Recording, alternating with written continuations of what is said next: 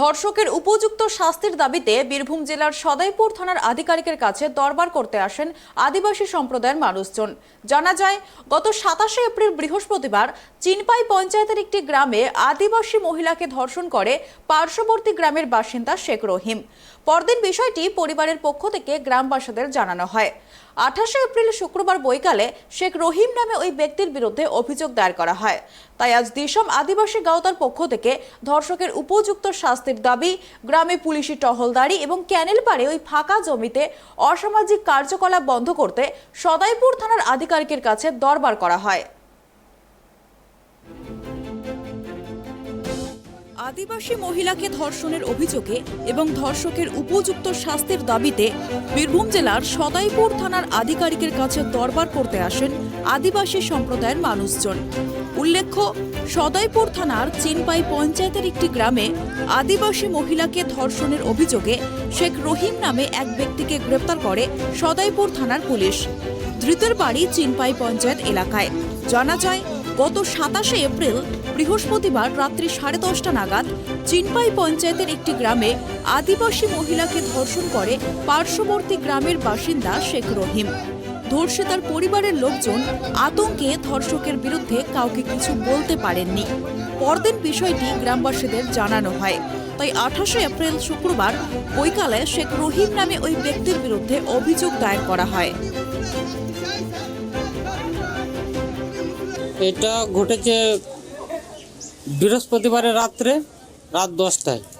আমি বিয়ে বাড়ি গিয়েছিলাম, সবাই গিয়েছিলাম, কিন্তু ওনারা খানিক আগে আসে, আমি খানিক দেরিতে। কিন্তু আসার পর এবার খাবার খেয়ে সে পুকুর দিকে যায়। তখনই তাকে ফলো করে তাকে ওইদিকে ধরে নিয়ে যায়। কে? রহিম, শেখ রহিম, কোথাকার? তিলে ডাঙ্গাল বাড়ি। ধরে নিয়ে যেয়ে তাকে জোর জবরদস্তি করে সে কাঁদতে থাকে, ছাড়াইতে চেষ্টা করে, পারে না। তার কিছুক্ষণ পরে আমি কিন্তু বাড়ি চলে আসি। তখনই আমি খুঁজতে যাই যে পুকুর দিকে গিয়েছে কোন দিকে, তখন সে ওইখান থেকে ছুটে পালায়। আমাদের আপনার এই দেচান্দ্রায় চিম্পা পঞ্চায়েত পড়ছে ওটা। দেচান্দ্রায় একটা আদিবাসী মহিলার উপরে আপনার তিলেডাঙ্গালের রহিম, শেখ রহিম, উনি একটা আদিবাসী নারীর ওপর অত্যাচার এবং উনি ধর্ষণ করেছেন। এই ঘটানোর পরে আমাকে বিশেষ যে তপন ওনার স্বামী, সে স্বামীটা আমাকে রাত্রেবেলায় ঘটনা ঘটেছে, সে 5টার সময় আমাকে খবর দেয়। উনি গ্রামের সমস্ত ব্যক্তিকে জানিয়েছে, তারপরে আমাকে খবর দেয় আপনার 5টার সময়। আমি সঙ্গে সঙ্গে ওনাকে বলেছি যে তুমি পুলিশ প্রশাসনের কাছে গিয়ে এফআইআর করো। থানা থেকে বড়বাবু বললেন যে এটাই যে উপযুক্ত শাস্তি উনি পাবেন, এটাই আশ্বাস দিয়েছেন। ওনাকে গ্রেফতার করা হয়েছে। সদাইপুর থানার পুলিশ অভিযোগ পেয়ে তাকে গ্রেপ্তার করে। পরদিন তাকে সিউড়ি আদালতে তোলা হলে বিচারক 5 দিনের পুলিশি হেফাজতের নির্দেশ দেন।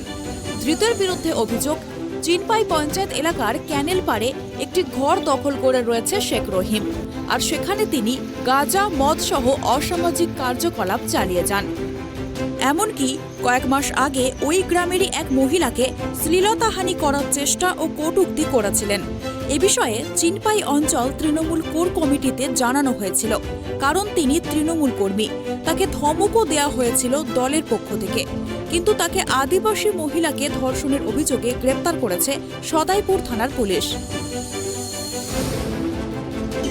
আমার স্ত্রী প্রতিদিন মর্নিং ওয়ার্কে যায় এবং সেই তারিখে মোটামুটি মাসখানেক আগে তিলেডাঙ্গালে রহিম আমার স্ত্রীকে কটূক্তি করে।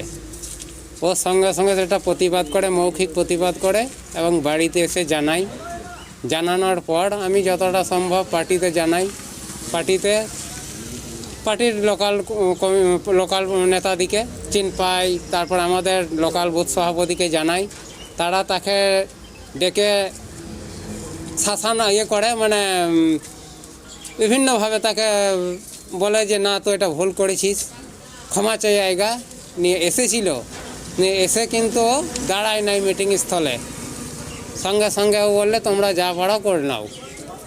আমরা চাই ভবিষ্যতে যেন এরকম ঘটনাও না ঘটায় এবং ও উপযুক্ত শাস্তি হয়।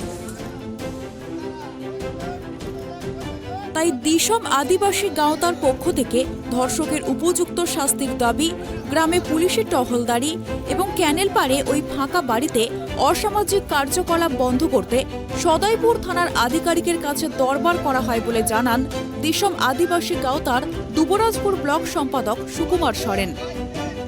বীরভূম থেকে জয়ন্ত দাসের রিপোর্ট, ট্রাইব টিভি।